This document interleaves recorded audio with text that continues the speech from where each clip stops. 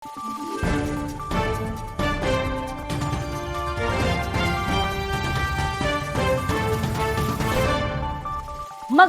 araw, Pilipinas! Ito ang Valiente News sa sa inyo ng Office of the Vice President.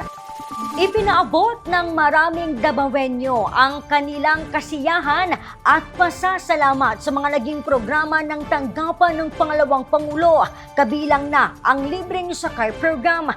Narito si Maribeth Adlawan para sa karagdagang detalye.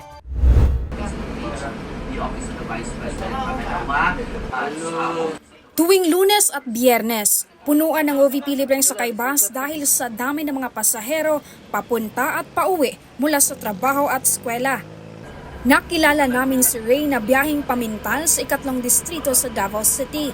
3 beses sa isang linggo kung sumailalim sa dialysis si Ray.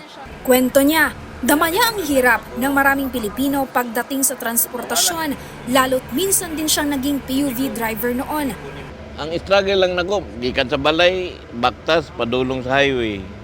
Kanya gikan sa pag-abot nako sa Ateneo, musakay og PUJ Road 4, naog sa SPMC, Tabok. Baktas padulong sa sulod sa Ardeo Main sa SPMC, mora. Saad ni Ray, hanga siya sa inisyatiba ni Vice President Inday Sara. Hatagan lang po og lugar po ang mga PUJ. Ang bus, makatabang ni siya kung panahon nga na kanang pick out. Kwento pa ni Ray, naging suki na siya ng OVP libreng sakay program. Kaning libreng sakay, nag-start ni almost mag 1 year ko. Sobra, marag 1 year sobra na ko ani. Nagpasalamat po ko nga naan maka-budget po, makatipid, usay. Kung wala, makatabang siya. Pagpadulong sa dialysis. Dako kanig matabang sa mua, kaning pipila sa mga nanginahanglan, kabahin aning pagsakay sa libre, o pipila ka mga walang-wala, makalibre diri. Ang mga proletaryado nga mga kaning mga liburer, makalibre. O ginaw tuntang madugangan pud og unit ning kuan puhon. Madungang ang unit ni whole week na. Ito naman ang mensahe ni Ray para kay Vice President Inday Sara.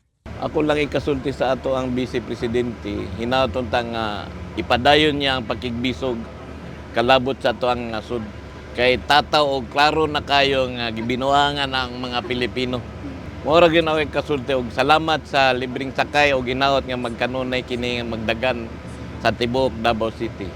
Ako, si Maribeth Adlawan, lahat para sa Diyos, bayan at pamilyang Pilipino. Valiente News.